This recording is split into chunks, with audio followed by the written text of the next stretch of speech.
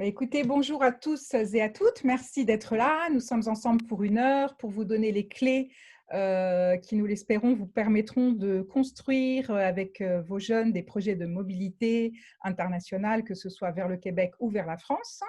Moi, je suis Frédérique Bouix. Je suis en charge donc des projets d'insertion à destination du Québec pour les jeunes français. Et nous avons organisé ce webinaire avec mes homologues, Catherine Paradis et Geneviève Fradette, à qui je cède tout de suite la parole pour une présentation plus détaillée de notre programme. À tout de suite. Alors, bonjour à tous. Mon nom est Geneviève Fradette. Je suis coordonnatrice de l'insertion socio-professionnelle à l'OFQJ Québec, donc l'homologue direct de Frédéric.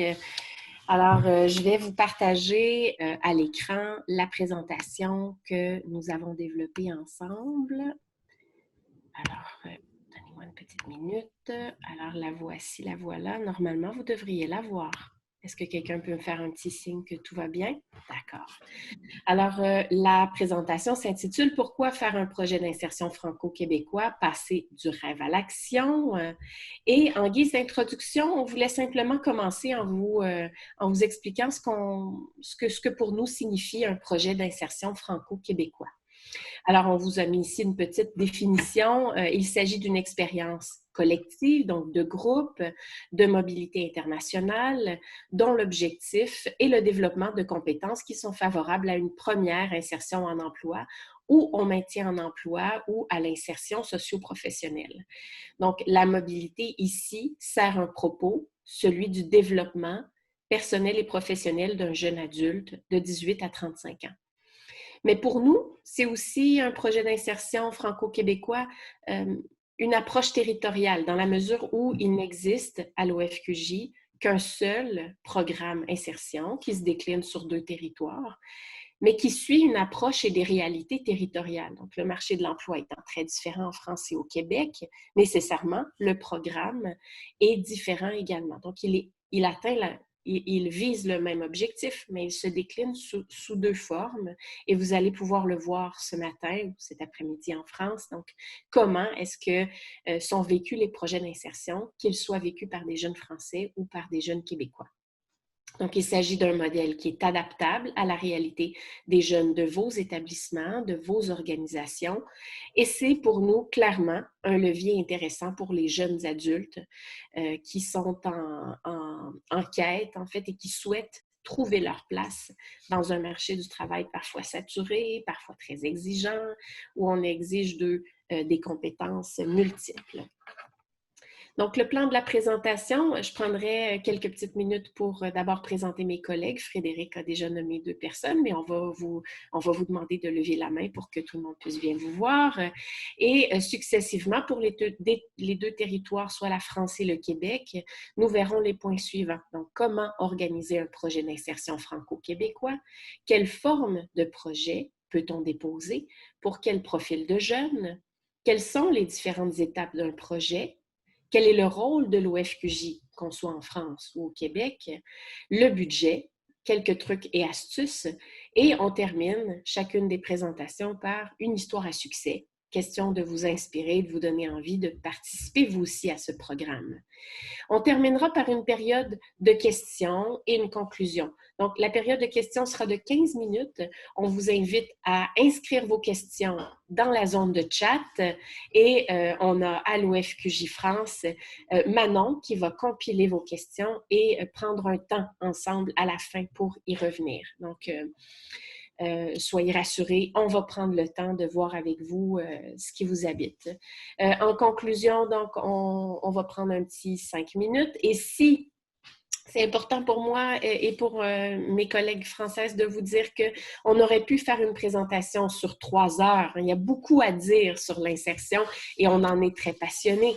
Mais il faut savoir que le temps imparti n'est que d'1 heure. Donc, nous ferons le maximum pour vous donner de l'information dans cette heure, mais on va poursuivre avec vous individuellement, avec vos structures, si vous avez besoin.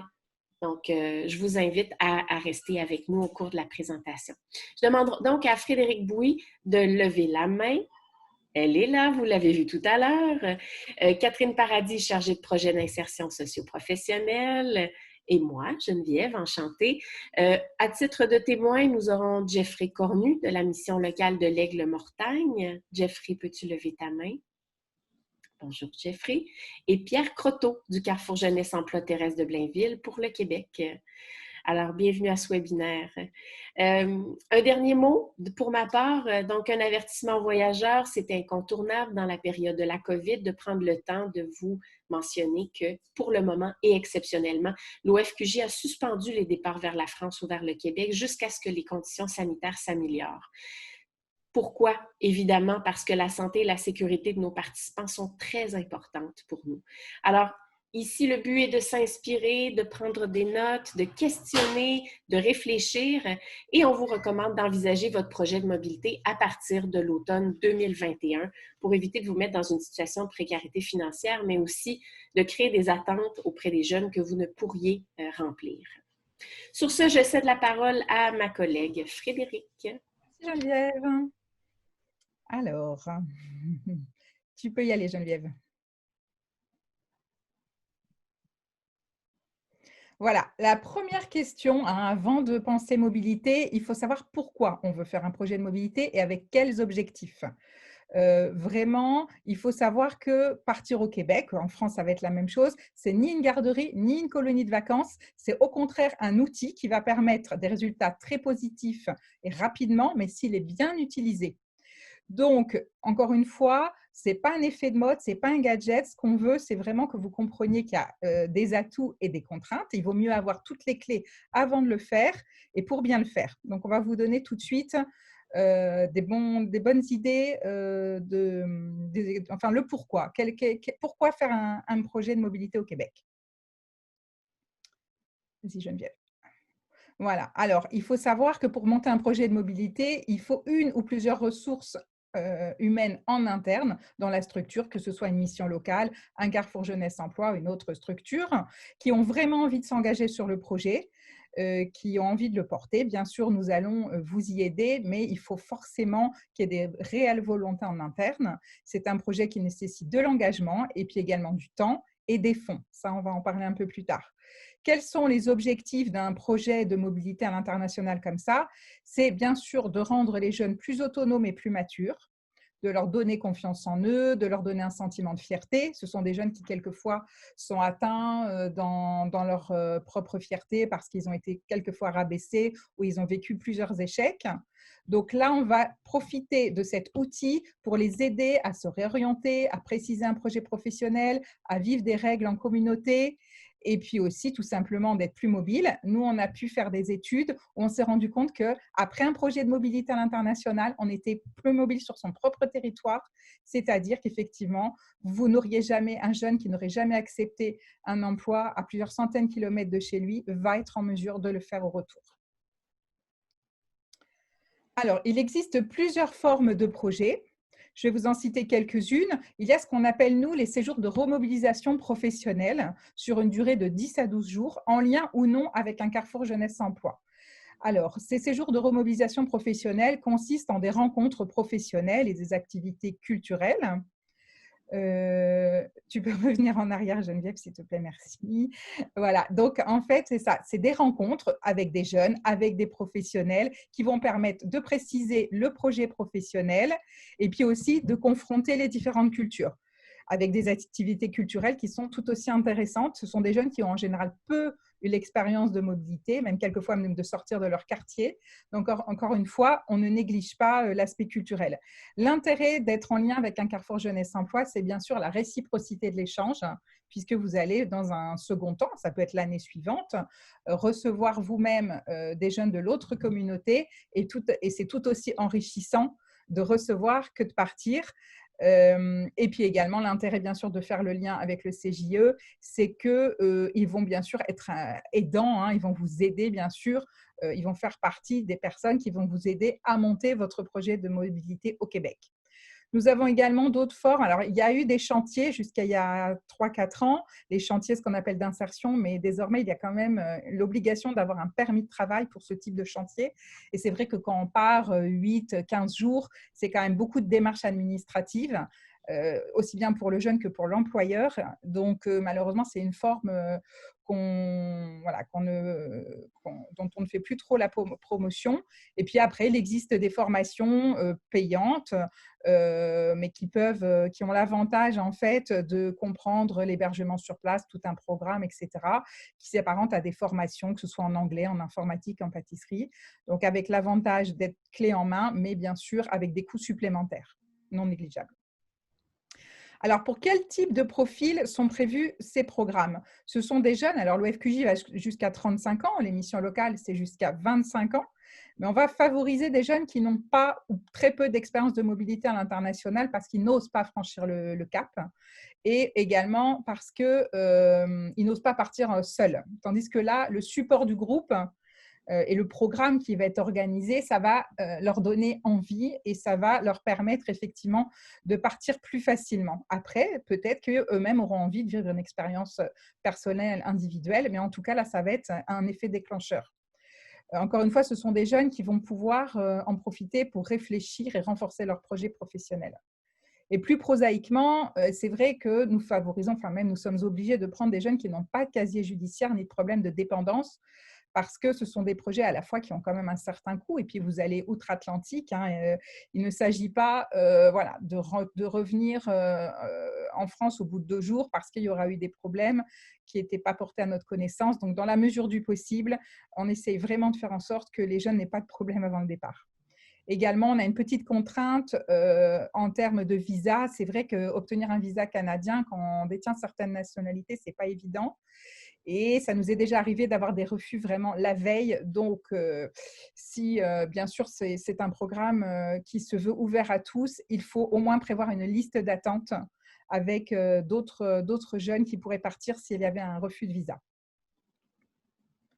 Alors, les différentes étapes d'un projet, c'est sûr qu'il y en a beaucoup, mais la première va être de rechercher un partenaire québécois sur place. Ce n'est pas une obligation. On a aussi des groupes qui sont partis sans partenaire, c'est tout à fait possible, mais c'est sûr que c'est beaucoup plus confortable d'avoir, encore une fois, un partenaire. Alors, un petit truc, entre guillemets, c'est le jumelage entre 2 villes. Par exemple, regardez si votre ville est jumelée à une ville québécoise. Ça peut être une première piste. Et puis également, nous, à l'OFQJ, on pourra relayer si par la suite, vous nous faites savoir que vous êtes intéressé, on relaiera votre demande auprès du réseau des Carrefour Jeunesse Emploi du Québec et de l'Union nationale des missions locales. Une fois que vous avez identifié votre partenaire et votre projet, mais tout ça, on le verra bien sûr ensemble, il faut communiquer auprès des jeunes, puis sélectionner ces jeunes avec le plus grand soin. Puis viennent ensuite le temps des formalités administratives qui, heureusement, sont très courtes, puisqu'il s'agit d'avoir un passeport et puis ce qu'on appelle une AVE, une autorisation de voyage électronique, mais qui se demande en ligne, qui coûte 7 $ et qui s'obtient en général dans la journée. Et puis après, vient le temps plus important des rencontres régulières des différents membres du groupe, que ce soit les jeunes entre eux qui ne se connaissent pas toujours et la structure. Donc là, effectivement, on reviendra dessus, mais c'est très important que l'association, la mission locale, le CJE, anime le groupe avant le temps du départ. Et ça, c'est quelque chose qui peut durer plusieurs semaines, voire plusieurs mois. Bien sûr, vient le temps de tout ce qui est logistique, réservation de transport, d'hébergement, où là, nous pourrons bien sûr vous conseiller. Le temps de la préparation au départ, où nous avons des outils de préparation au départ, nous pourrons également vous les partager. Et maintenant, c'est vrai que ça se fera de plus en plus sous un format comme ça numérique. Vient enfin le séjour en lui-même, l'expérience de mobilité en tant que telle, sans oublier le retour avec les retombées et les évaluations du projet qui sont très importantes. Alors, quel est notre rôle? Selon la formule du projet retenu, ça peut prendre plusieurs formes, mais sachez que dans tous les cas, nous serons là en matière de conseil, d'ingénierie, d'expertise et puis également de soutien financier. Il y a plusieurs formes de soutien puisque à la fois nous avons déjà des partenariats bien établis avec certaines collectivités territoriales, et je vais les saluer ici parce que je sais que vous êtes assez nombreux des collectivités à vous être inscrits à ce webinaire. Je vous en remercie. Donc, quand nous avons des commandes ici en France de territoire, effectivement, nous avons des programmes qui sont quasiment clés en main avec une prise en charge de la logistique, des hébergements et du programme. Après, nous avons aussi des CJE et des missions locales, comme par exemple Geoffrey qui va nous parler dans 5 minutes, a vraiment l'habitude de la mobilité. Ça fait des années qu'ils ont des partenariats. Donc là, c'est vrai que notre apport est plus sur un apport financier. Alors, justement, comment trouver du financement? Ce n'est pas chose facile. Du côté des collectivités, on a vu, nous avons effectivement des conventions avec certains territoires. Et puis après, il peut y avoir des aides à projets locaux. Ça, vous les connaissez sans doute mieux que moi sur les territoires. L'OFQJ en France donne également un soutien financier de 200 € par jeune. Vous pouvez vous appuyer sur les différents dispositifs que vous connaissez, la garantie jeune, le FAGE. Également, nous avons eu plusieurs projets qui ont reçu de l'argent de fondations, notamment la Fondation McDonald's qui a donné d'assez belles sommes pour les jeunes Guadeloupéens. On était sur 9 000 € si je me souviens bien de mémoire. Et puis, très important, nous allons lancer dans quelques jours, début novembre, un appel à projets pour les projets collectifs, un peu dans le cadre justement de la relance des futurs projets 2021. Ce projet s'appelle justement Relance Jeunesse 2021 et il va concerner des aides à la mobilité de 2 000 à 20 000 € pour pour des groupes qui souhaiteraient donc partir en pluriannuel. Donc, je vous ferai passer l'appel à candidature début novembre.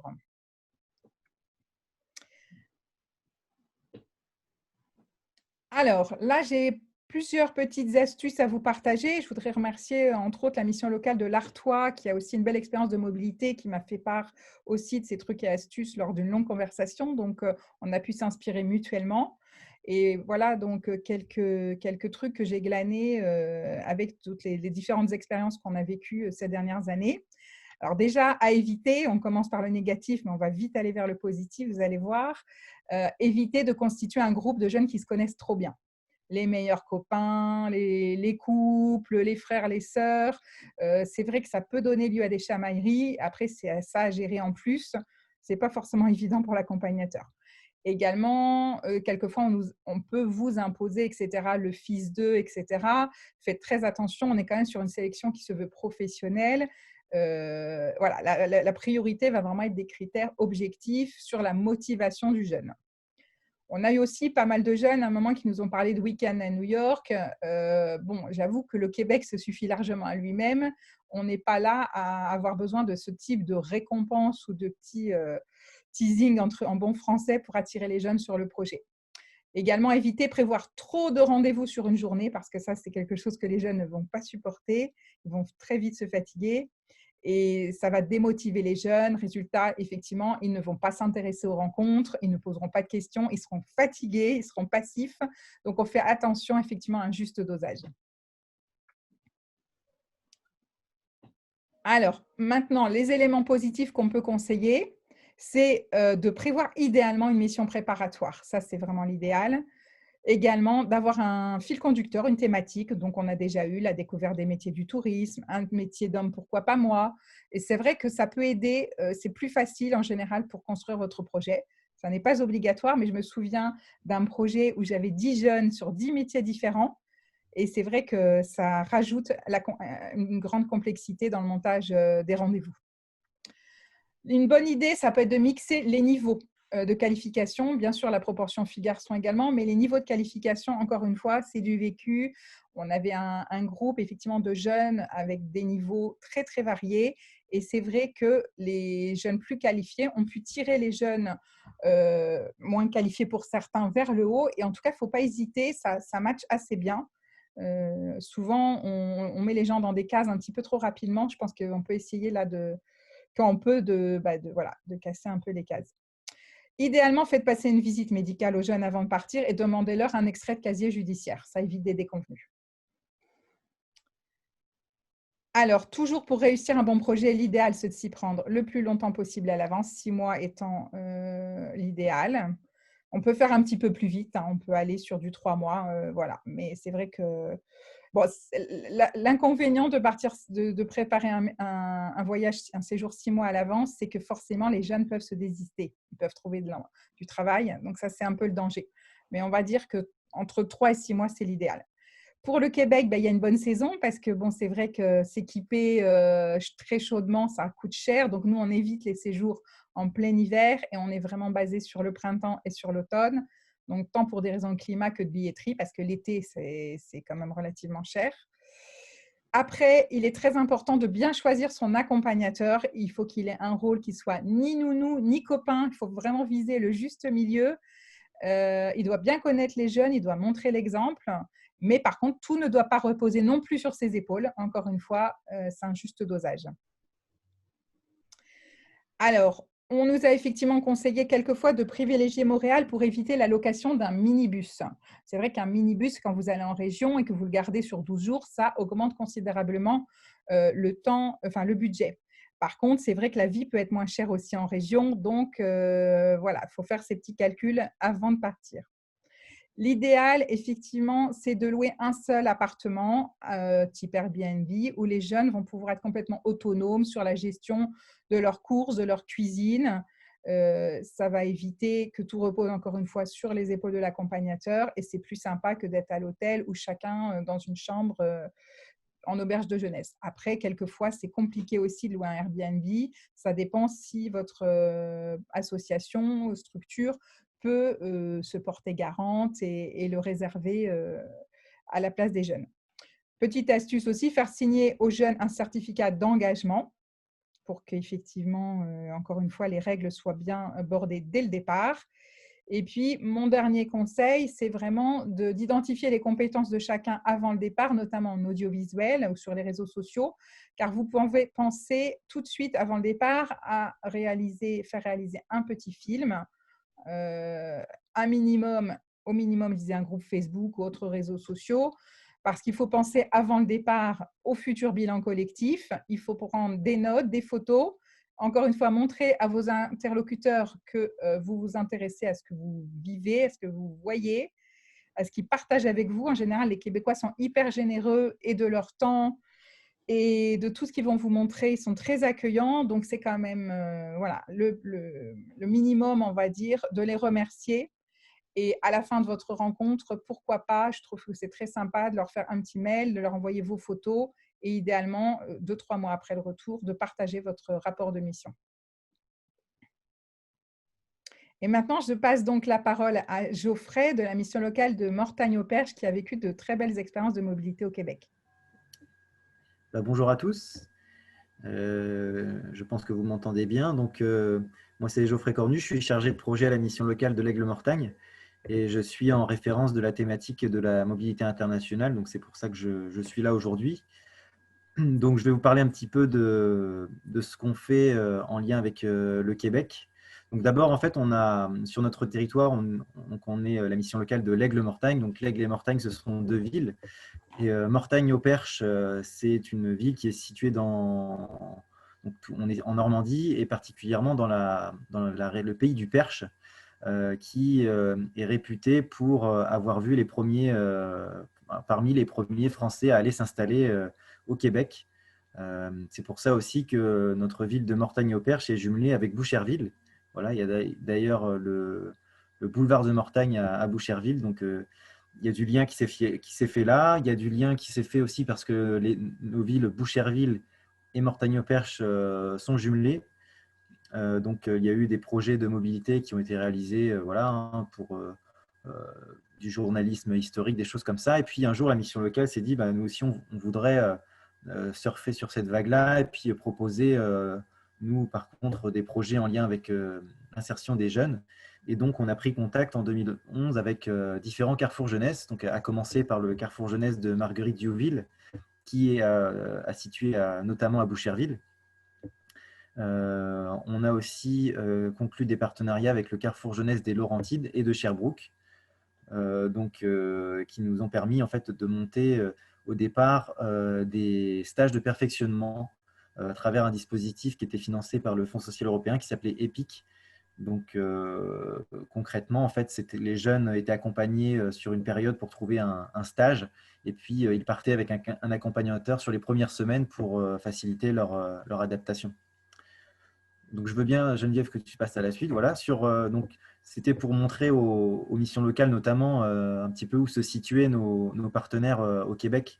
Ce qui est intéressant pour nous, c'est que nos 3 partenaires sont dans des régions différentes et complémentaires parce que le Carrefour Jeunesse Marguerite Douville est très proche de Montréal. Donc, ça va intéresser les jeunes qui ont un projet de mobilité plutôt sur Montréal. Le Carrefour Jeunesse de Sherbrooke, c'est une ville assez dynamique, mais un peu plus petite que Montréal, qui est universitaire. Donc, c'est aussi une autre ambiance qui est intéressante et qui est à 150 km de Montréal. Donc, c'est pas non plus, ça reste assez accessible. Tout comme la région des Laurentides. Donc, c'est pas très loin de Montréal non plus. Mais ce qui est intéressant, c'est que là, ça va un peu nous faire le parallèle avec notre territoire, puisque c'est aussi un territoire plutôt rural pour les jeunes qui aiment la nature, les métiers plutôt en lien avec la foresterie, des choses comme ça. Il y a de quoi faire sur ce territoire. Donc, on a ces 3 partenaires qui nous aident donc sur les missions de stage. Et puis là, je vais aller sur le sujet du jour qui est le séjour collectif. Et donc, particulièrement, on a travaillé avec le Carrefour Jeunesse de Marguerite-Diouville dans ce cadre-là jusqu'à maintenant. Et donc, voilà, je voulais vous présenter un petit peu à travers une frise de comment on a organisé en fait nos séjours collectifs avec le Carrefour Jeunesse de Marguerite-Diouville. Et puis après, je partirai sur un exemple concret de ce qu'on a fait, etc. Donc, comme l'a dit Frédéric, en fait, on commence, nous, 5 mois en avance, hein, quasiment, à réfléchir à ce projet-là, à se mettre d'accord avec notre Carrefour Jeunesse partenaire. Donc, on a fait des séjours avec le Carrefour Jeunesse de Marguerite-Douville sur la radio, découvrir le monde de la radio. On a fait et puis là en 2018, donc c'est de ce projet-là dont je vais vous parler, on a fait un séjour collectif autour de la notion d'engagement. Voilà, l'engagement citoyen pour l'intérêt général, etc. Donc évidemment, une fois qu'on a ficelé notre projet aussi avec notre partenaire, on va aller chercher des financements. Donc nous, on a pu compter sur le fonds d'aide aux jeunes grâce à notre département de l'Orne, le conseil départemental. Et puis, on a aussi l'OFQJ, comme l'a dit Frédéric, qui peut aider alors là, plutôt pour les jeunes, et puis également pour l'accompagnateur qui peut aussi bénéficier d'une bourse. Donc ça, c'est intéressant. Je reviendrai un petit peu après plutôt sur le financement. Donc voilà, une fois que ça c'est bouclé, qu'on peut lancer le projet, on va très tôt, nous, se mettre en quête de l'hébergement. Pourquoi? Parce qu'en fait, dans nos séjours collectifs jusqu'à maintenant, on a recherché non pas des Airbnb et des hôtels, mais des familles d'accueil. Donc c'est assez difficile de les mobiliser. Donc c'est nos partenaires CJE, enfin surtout le Carrefour Jeunesse Marguerite-Duville, qui s'est mis en quête de communiquer sur son territoire, de faire marcher son réseau pour trouver des gens, des familles qui seraient d'accord pour accueillir des jeunes donc nous on partait sur une période de 15 jours, et qui seraient prêts à accueillir des jeunes dans leur quotidien, dans leur famille, et également l'accompagnateur qui est accueilli dans une famille d'accueil. Pourquoi on fait ça? Parce que c'est une expérience démultipliée en termes de découverte culturelle. C'est en tout cas notre avis, la mission locale, le top du top.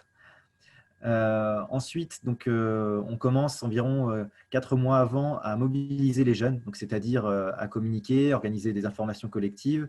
Alors souvent, nous, on a quelques demandes, mais on a beaucoup de jeunes qui hésitent. Donc, il faut aussi beaucoup les revoir, leur expliquer les tenants et les aboutissants pour mobiliser les jeunes. Donc, comme l'a dit Frédéric, on part aussi sur ce genre de profil, hein, des jeunes qui ne seraient pas partis par eux-mêmes parce qu'ils n'en ont pas forcément les ressources. Quitter leur famille pendant 3 mois, ça peut être compliqué.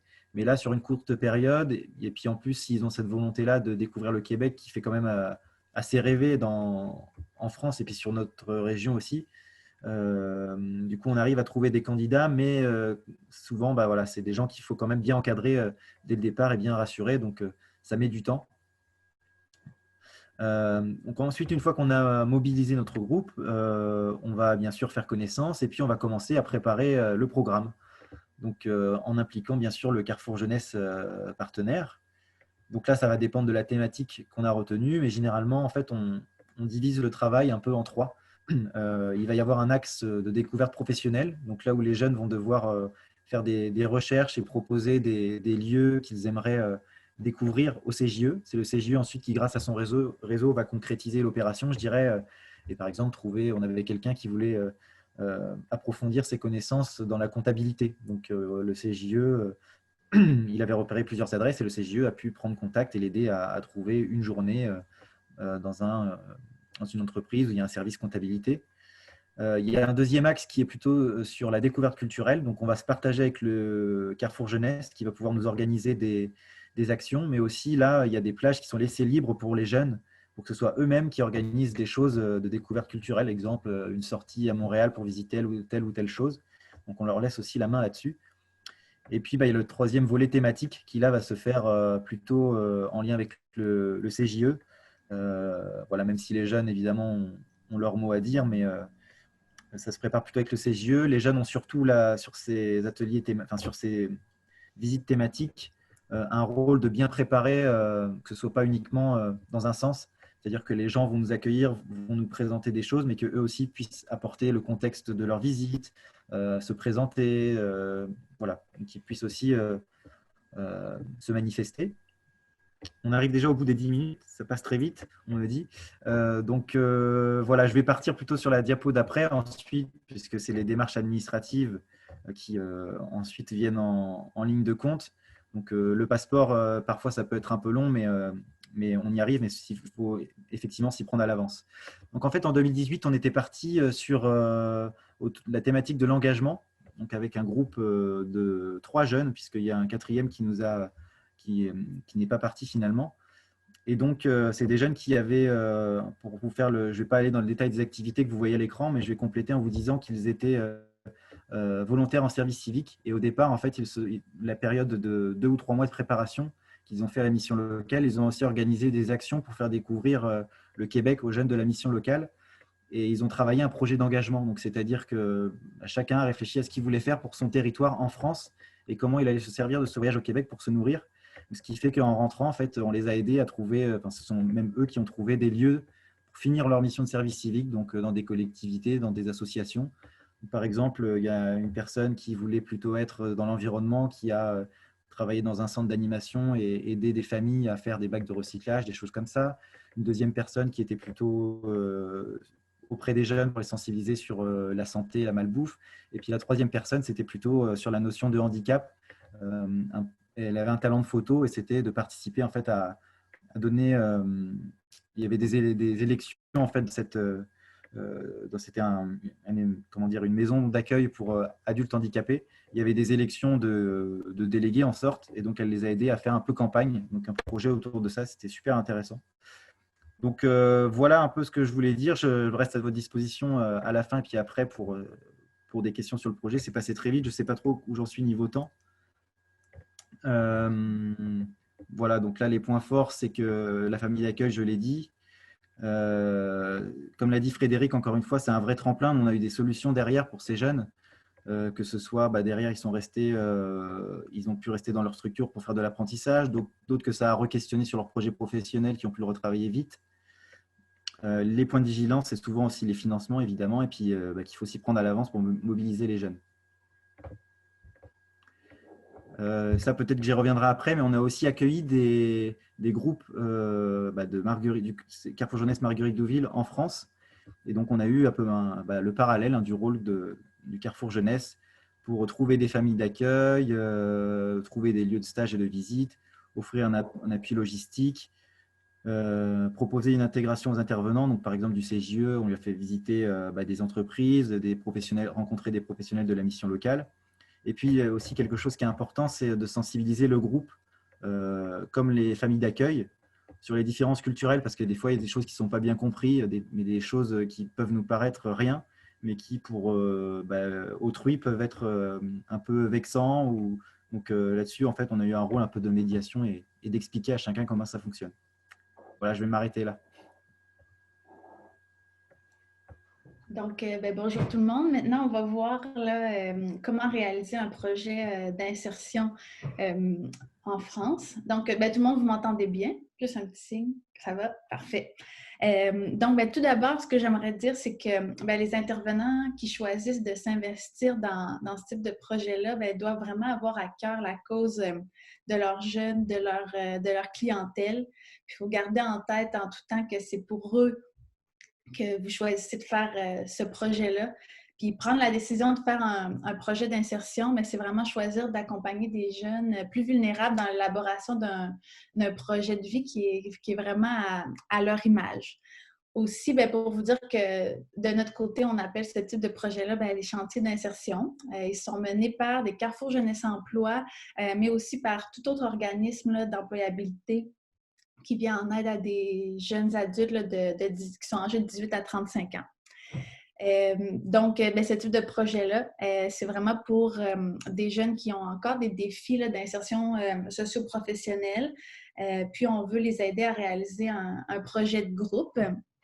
Puis, c'est quoi les objectifs pour ces jeunes-là? C'est vraiment de vivre une expérience de dépassement de soi, élaborer un projet de vie à leur image, comme j'ai mentionné, augmenter des chances d'obtenir ou de maintenir un emploi et également d'aller valider des intérêts scolaires ou des intérêts même professionnels. Maintenant, quelle forme de projet ça peut prendre? Est-ce que c'est comme Frédéric l'avait mentionné plus tôt? En réalité, non. Puis c'est pour les raisons que Geneviève a mentionnées là, au tout début de la présentation, pour des raisons territoriales. Donc, les types de projets qu'on va voir, ça peut prendre vraiment différentes formes, mais on peut penser à des mini-stages d'exploration ou d'orientation en groupe. Ça peut être un projet communautaire, ça peut être de participer à un événement à titre bénévole. On peut aussi penser à des échanges entre jeunes sur un thème donné qui va mener à l'aboutissement d'une co-création. Par exemple, ça pourrait être une murale où on peut vraiment avoir, il y a place à imagination. Mais peu importe la formule de projet la forme de projet que vous allez prendre, les chantiers d'insertion vont se diviser en 3 étapes. La première, c'est les activités de préparation pré-départ qui se déroulent au Québec. Donc, en général, ça dure de 5 à 8 semaines. Ensuite, la deuxième étape, c'est le projet de mobilité en France qui dure de 2 à 3 semaines. Et finalement, au retour, on a les activités là, de rétrospection avec les jeunes, les activités de retour qui durent de 1 à 2 semaines. Et maintenant, pourquoi choisir la France? C'est un peu comme Frédéric l'avait mentionné tout à l'heure, mais c'est sûr qu'on est des partenaires depuis plus de 50 ans. C'est un milieu francophone, donc on partage la même langue. Aussi bien que, oui, il y a un choc culturel, évidemment, parce que c'est un pays différent, mais il est quand même moins déstabilisant que certains autres pays, par exemple. Donc, ce qui fait en sorte que pour toutes ces raisons-là, c'est idéal de choisir la France pour toute expérience, mais aussi pour une première expérience d'accompagnement. Si pour certains d'entre vous, c'est la première fois que vous réalisez ce type de projet-là. Maintenant, c'est lesquels de vos jeunes peuvent participer à ce type de projet. On va penser, c'est les NIF, donc les jeunes qui sont ni en emploi, ni aux études, ni en formation.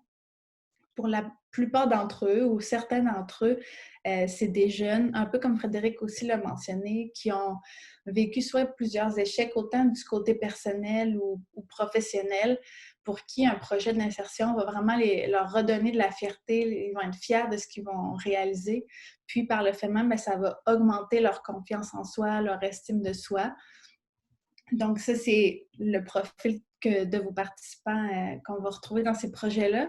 Ensuite, souvent, ça va être aussi des jeunes qui vont avoir besoin de travailler, par exemple, certains éléments de leur comportement. On peut penser à la communication, la gestion de conflits, gestion de stress, l'esprit d'équipe, etc.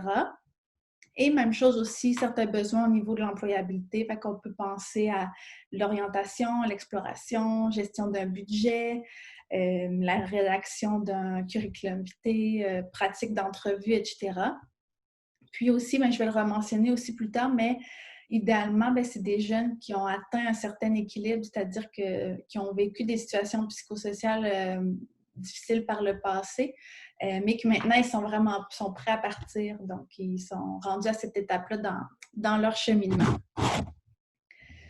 Ensuite, pour voir rapidement un schéma là, de quoi peut ressembler les étapes d'un projet, bien, tout d'abord, c'est d'avoir envie de développer une idée. Donc, on vous invite à nous contacter, l'OFQJ Québec. Donc, logique pour valider cette idée-là, voir la disponibilité des budgets. Une fois qu'on vous a dit que c'est possible, bien, maintenant, vous devez évidemment demander l'appui de votre direction dans votre organisme parce que c'est super important de les avoir avec vous dans ce processus-là. Par la suite, bien, c'est de trouver un milieu d'accueil en France où vous allez aller réaliser votre chantier d'insertion pour finalement déposer une demande de soutien financier chez nous, ce qu'on appelle un dépôt de projet. Et puis, maintenant, vous êtes prêt à faire le recrutement de vos participants pour ensuite commencer avec vos activités de préparation pré-départ. Et à travers les activités de préparation pré-départ, bien entendu, il y a tous les aspects logistiques, un peu aussi comme Frédéric avait mentionné, donc les demandes de passeport, l'achat des billets d'avion, achat d'une assurance voyage, trouver un hébergement si jamais ce n'est pas fourni par votre milieu d'accueil, toutes les activités de financement pour bonifier le budget de votre projet. Et on a ensuite le projet qui a lieu en France et le retour, la rétrospective avec vos jeunes. Maintenant, bien, le rôle de l'OFQJ Québec, qu'est-ce que c'est? Bien, c'est bien plus que d'offrir un soutien financier. Donc, on veut offrir un accompagnement, un service conseil, c'est-à-dire qu'on a une expertise puis on souhaite pouvoir vous accompagner. Si c'est un besoin que vous avez de trouver des milieux d'accueil, d'avoir des conseils, on est disponible pour vraiment vous aider dans vos démarches. Et la question certainement qui vous intéresse par rapport au budget, c'est comment est-ce que l'OFQJ Québec peut vous aider. Donc, nous, ce qu'on peut faire, c'est offrir du soutien financier pour 2 accompagnateurs et de vos participants dans votre projet. Donc, pour les participants et les accompagnateurs, nous, on peut rembourser le coût de votre billet d'avion jusqu'à concurrence de 750 $. Et également, seulement pour les participants, c'est d'offrir un per diem de 50 $ par jour pour la durée du projet de mobilité en France.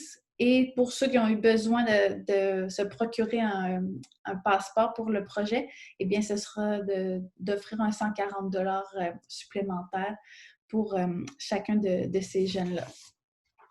Puis, je terminerai avec quelques conseils pour pouvoir mettre à terme là, un beau projet comme ça.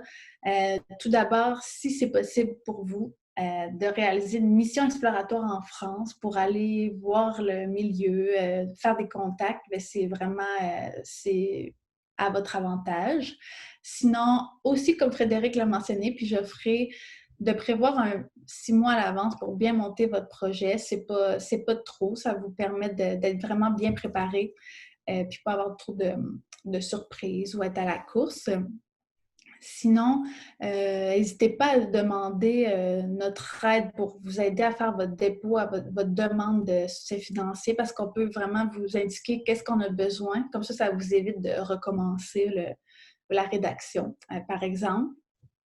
Ensuite, ce serait je vous dirais de privilégier un projet de mobilité d'une durée de 2 semaines ou plus pour vraiment avoir bien le temps là, avec vos jeunes de participer à votre chantier.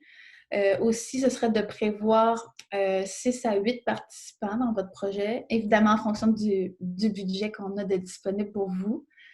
Et un élément qui est bien important, c'est d'avoir une bonne chimie entre les 2 intervenants accompagnateurs. Parce qu'il ne faut pas oublier que vous allez être 24 heures sur 24, 7 jours sur 7 dans votre projet. Donc, d'avoir une méthode d'intervention complémentaire puis d'avoir une belle harmonie entre vous, ça va vraiment être une formule gagnante dans votre accompagnement. Aussi, je vous dirais de ne pas sous-estimer l'importance de vos activités de préparation pré-départ. C'est vraiment une partie importante de votre projet. Prévoir aussi dans votre budget peut-être des imprévus. On peut penser à un rapatriement surtout par rapport à un mauvais comportement, par exemple, de la part du jeune ou une option annulation si jamais il y avait des désistements. Puis, je renommerai ce que j'ai dit tout à l'heure, mais bien choisir vos jeunes qui vont participer dans le projet. Donc, si jamais il y avait eu par le passé de problèmes soit de consommation ou santé mentale, bien que maintenant ils sont prêts, là, ils ont atteint un certain équilibre, puis ils sont prêts à partir. Donc, ben, maintenant, on serait rendu à l'expérience, l'exemple de succès du Carrefour Jeunesse Emploi Thérèse de Blainville. Donc, Pierre Croteau va vous présenter leur beau projet.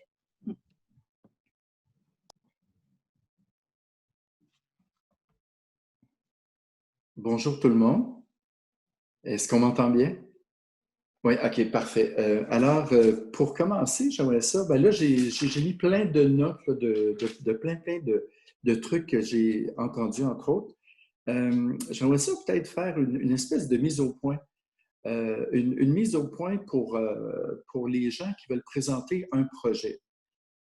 Souvent, on se dit, mon Dieu, il me semble présenter un projet, ça risque d'être compliqué, ça risque d'être difficile, il y a beaucoup de paperasse à remplir.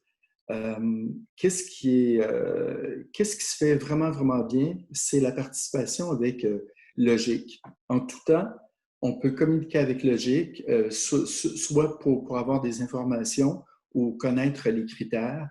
Puis, habituellement, c'est quelque chose qui semble quand même assez périlleux, mais ça se fait vraiment, vraiment très, très, très bien. Notre projet, nous, c'était un projet qui était à Bordeaux. Donc, vous avez la publicité. Attendez, oui. Concernant notre projet, c'était un projet en tout. La durée, c'était à peu près, je vous dirais, quelque chose comme 6 semaines. Il y avait une préparation avant le départ, préparation pour le projet, à savoir qu'est-ce qu'on fait là-bas, qu'est-ce qu'on veut travailler aussi avec les jeunes, les participants. Il y avait 2 semaines de voyage et il y avait 2 semaines de suivi. C'est vraiment, vraiment important, la préparation. Donc, on avait établi un horaire de préparation pendant 6 semaines. Donc, ça, c'est des activités qu'on faisait avec les jeunes. Des activités, entre autres, c'est tout ce qui est la gestion de conflits, c'est de l'autofinancement, c'est de l'orientation et c'est plein de trucs comme ça. Le voyage s'est passé à la fin du mois d'août. Donc, on est parti à Bordeaux dans un festival de musique qui s'appelle Climax. Donc, dans ce festival-là, ce que les participants devaient faire, c'était monter les scènes. Ça veut dire que c'est un festival qui dure à peu près, je dirais, 8 jours. Puis, il y avait un montage de scènes avant. Ça veut dire préparer le festival. Donc, nos jeunes, nos 6 participants devaient absolument développer comme une espèce de côté physique. Donc, c'est des jeunes qui ne travaillaient pas avant, c'est des jeunes qui n'étaient pas aux études, c'est des jeunes qui étaient parfois isolés, c'était des jeunes qui ne connaissaient pas trop leurs aspirations professionnelles, leurs habiletés et leurs compétences. Donc, ce projet-là, ben, ça pouvait quand même être difficile parce que la plupart n'étaient pas physiques, mais pas du tout, du tout. Qu'est-ce que ça l'a aidé? Bien, ça l'a fait en sorte que, rendu là-bas, ils se sont découverts comme une espèce de force, entre autres, là, un très, très beau travail d'équipe, une collaboration avec les Français aussi, qui travaillaient souvent en équipe. Donc, c'était un Québécois avec un Français pour monter les stages. C'est un festival qui est quand même très, très, très gros. C'est un festival sur l'environnement. Donc, pendant le jour, il y avait des ateliers, il y avait des formations en environnement. Et le soir, ben, il y avait des spectacles. Donc, il y avait des DJ, puis il y avait toutes sortes de spectacles de musique. Donc, avec les participants, ce qui était bien, c'est que dans le jour, ben, de 8 heures jusqu'à 4 heures, ils devaient travailler pour monter les stages. Puis, dans la soirée, bien, il y avait une possibilité pour aller voir des spectacles. Bien sûr, aussi, après le festival, ben, il fallait absolument démonter les scènes. Il y avait cet aspect-là. Tout au long du voyage aussi, mais il y avait comme il y avait des temps où est-ce qu'avec les participants, ben, on a jasé beaucoup, beaucoup, beaucoup. On a pris le temps de développer certaines compétences, du développement de soi aussi. On a participé à beaucoup, beaucoup d'activités comme un tour de bateau, un tour de ville. On a été au cinéma avec eux. On a fait certaines découvertes culinaires avec eux. On est allé à Biarritz aussi, à la mer. Donc, tu sais, il y a eu comme une espèce de travail qui était quand même intense pendant 9 jours. Là, je vous dirais, c'était fou, là, pratiquement. Puis, à la fin, ben, il y avait comme une espèce de petit bonbon. Là, tu sais, à Biarritz, pendant une journée à la mer, puis les gens ont vraiment, vraiment aimé ça. Qu'est-ce que je peux vous dire aussi? C'est sûr qu'un projet comme ça, c'est quand même un peu long à monter. Il faut qu'on soit bien préparé. Il faut que les animateurs, il faut que les gens qui quittent le Québec avec un groupe, ben, il faut que les accompagnateurs s'entendent bien. Ça veut dire que notre responsabilité, c'est vraiment là, de s'organiser pour avoir les mêmes critères de départ, puis la même mission, puis la même vision aussi. C'est pour ça que ça, c'est élémentaire. Ce qu'on a fait, nous, c'est qu'on a habité pendant une semaine dans une maison qu'on a louée. Et cette maison-là, c'était bien parce que c'était comme l'espèce de vie à la française. On est dans une maison, il y avait plein, plein, plein de chambres, il y avait une cuisine, donc c'était très, très communautaire. Et on était dans une auberge de jeunesse aussi. Donc, c'était un autre milieu, c'était quelque chose d'un peu plus ouvert avec d'autres touristes. Puis, c'était une cohabitation dans des petites chambres où est-ce qu'il était souvent 4 personnes. C'est pour ça que c'était autre chose. Ce qu'il faut comprendre aussi avec un projet comme ça, c'est qu'on connaît, le avant voyage, on connaît quand même un peu le suivi, on sait ce qu'on va faire, mais pendant le voyage, ben, c'est sûr qu'il y a des temps où est-ce qu'il y a des imprévus, il y a des choses qui font en sorte qu'on ne s'est pas préparé à ça. Donc, idéalement, moi, je pense que pour une organisation, un carrefour qui veut monter un projet, c'est vraiment important de savoir que il faut être quand même préparé à certaines situations d'urgence, des situations critiques, de l'anxiété de performance. Et ça peut arriver, là, où est-ce qu'on peut être surpris, puis où est-ce qu'on peut être dépassé un peu. Puis dans ce temps-là, moi, je pense que le logique peut être très, très disponible pour nous aider à ce niveau-là. Quoi vous dire à part ça? Ben, c'est clair que les participants, ils sont revenus. Puis avec une nouvelle, ils étaient quand même transformés en sens que pendant 2 semaines de leur vie, ben, ils ont vécu quelque chose. Il y a des participants qui restaient chez eux avant, qui ne bougeaient pas, mais pas du tout, du tout. C'était leur routine, c'était une espèce de routine qui était vraiment préétablie.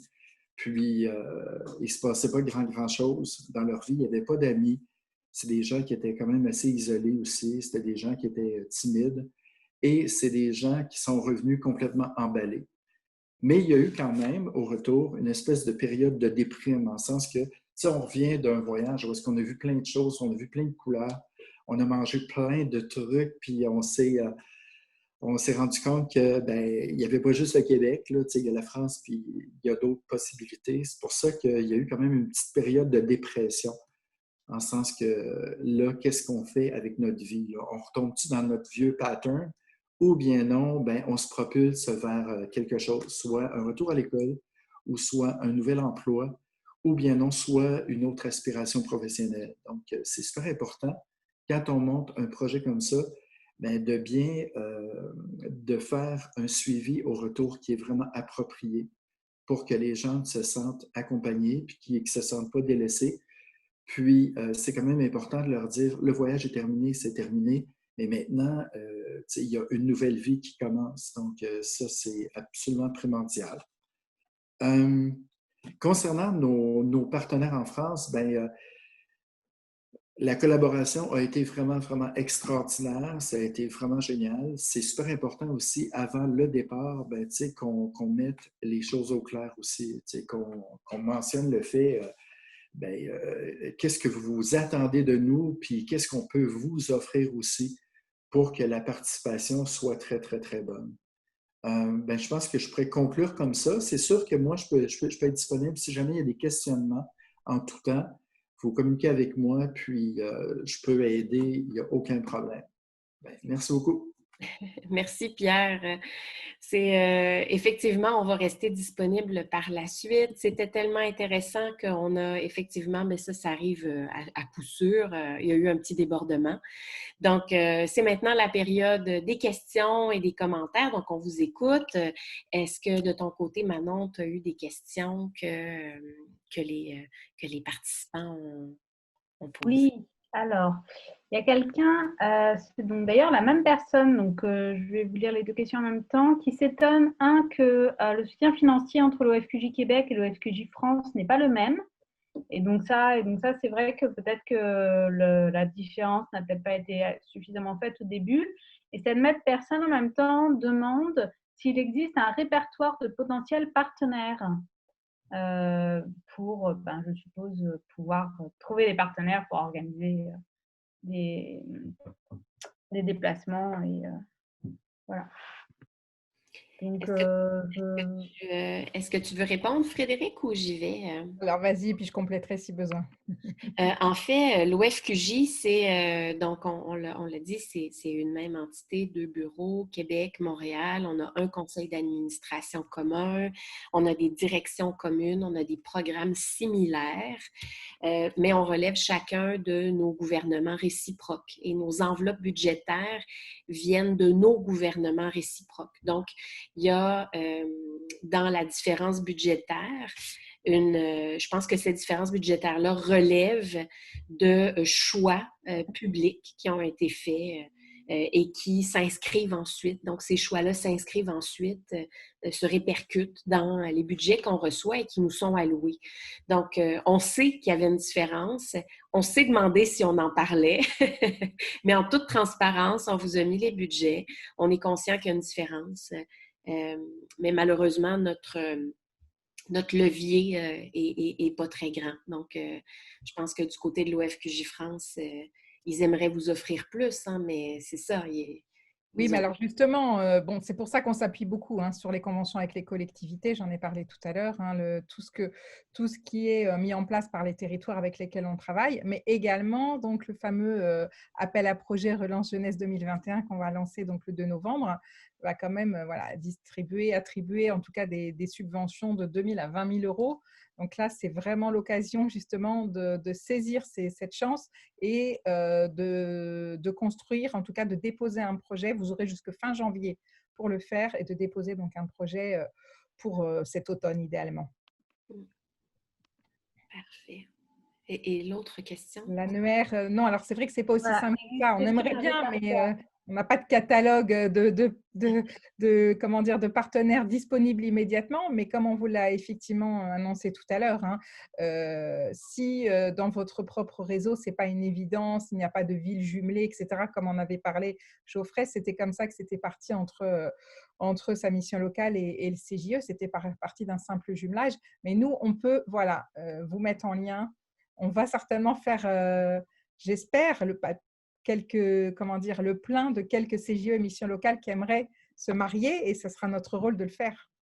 Oui, puis il faut savoir, comme Frédéric l'a dit, qu'on a l'habitude de recevoir des demandes, donc n'hésitez pas si vous avez envie d'aller vers la France ou vous avez envie de venir vers le Québec. Frédéric, moi, Catherine, on peut collaborer et identifier avec vous des milieux qui seraient prêts à vous recevoir. On ne l'a pas mentionné, mais on a une entente. Il y a une entente qui existe entre le Réseau des Carrefours Jeunesse Emploi du Québec et l'Union des missions locales qui vise justement à favoriser cette forme de transfert, de bilatéralité entre les deux regroupements. Ce qui n'exclut pas les organismes d'employabilité. J'ai vu qu'au Québec, il y en avait quelques-uns qui étaient présents aujourd'hui. Cette entente-là, même si elle existe, elle vous exclut d'emblée, mais on va vous aider à trouver vos homologues français, là, n'hésitez pas. Est-ce qu'il y avait d'autres questions, Claire? Oui, il y a une autre question qui est apparue, c'est quelqu'un de la Guadeloupe qui demande si avez-vous un guide par rapport à la situation Covid? Je pense que le fait que les frontières soient fermées là, des deux côtés actuellement répond un peu à cette question, mais je vous laisse élaborer si vous voulez. Non, j'avoue que c'est effectivement ça. On n'a pas de guide memento parce que là, effectivement, tout est bloqué. Et donc, c'est pour ça qu'on vous engage à préparer votre projet de mobilité pour l'année prochaine, sachant que nous avons tendance maintenant à éluder le printemps parce qu'on ne sait pas combien de temps tout ça va durer, qu'on est plus en train de viser. Au début, quand on a commencé à construire le webinaire, on avait mis printemps, mais là, c'est plus raisonnable de penser à faire quelque chose de sérieux cet automne, je pense. Oui. Puis comme vous l'avez vu à travers les exemples, autant de Jeffrey que de Pierre, élaborer un projet d'insertion, ça se déroule sur plusieurs mois. Il faut l'anticiper 6 mois d'avance pour le financement. Donc, vous avez amplement le temps. Donc, il faut le voir comme une période fertile aux réflexions et à la mise en place de projets. On sait que vous auriez probablement eu d'autres questions et c'est pourquoi nous, on va rester connectés sur Zoom pendant entre 10 et 15 minutes. Donc, si certains d'entre vous souhaitent rester et en profiter, poser des questions, libre à vous. Mais pour ne pas maintenir captifs ceux qui ont d'autres engagements, on va tout de suite compléter avec la conclusion. Donc, en conclusion, simplement vous dire, puis on le réitère, que l'OFQJ France et Québec, tout à l'heure, j'ai entendu Pierre dire logique. Logique, c'est un regroupement d'offices, mais en fait, dans les faits, c'est l'OFQJ France. Donc, l'OFQJ France et l'OFQJ Québec, pardon, les deux offices, on est disponible pour vous. Alors, n'hésitez pas à nous contacter. Si vous avez une idée, si le projet ou ce webinaire vous a interpellé, n'hésitez pas. Ça va nous faire plaisir de vous accompagner de l'idéation, donc de l'embryon jusqu'à la réalisation concrète. Et comme je l'ai dit tout à l'heure, c'est le parfait moment de préparer la relance, en plus avec ce beau projet de l'OFQJ France qui vous permet de déposer vos projets et d'avoir du beau financement. Donc, profitez-en. Juste peut-être quelque chose que j'aimerais rajouter. Voyez-nous comme des partenaires dans ces projets-là. On est là pour vous accompagner dans les différentes étapes. N'hésitez pas. L'après est très important. Je l'ai entendu tout à l'heure de Pierre. Les jeunes reviennent chargés à bloc. Prévoyez quelque chose pour eux après. Aidez-les à préparer leur retour. C'est très, très important. Donc, sur ce, je laisserai peut-être mes collègues vous dire au revoir. Pour ma part, ça m'a fait plaisir d'être avec vous ce matin et au plaisir de vous entendre ou de vous rencontrer. Donc, les collègues, ouvrez vos micros, vous pouvez dire au revoir à nos participants.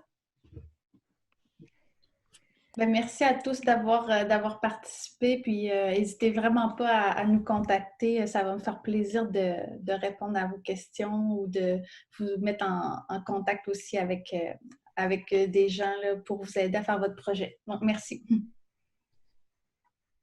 Pierre, veux-tu dire au revoir? Oui, absolument. Au revoir tout le monde.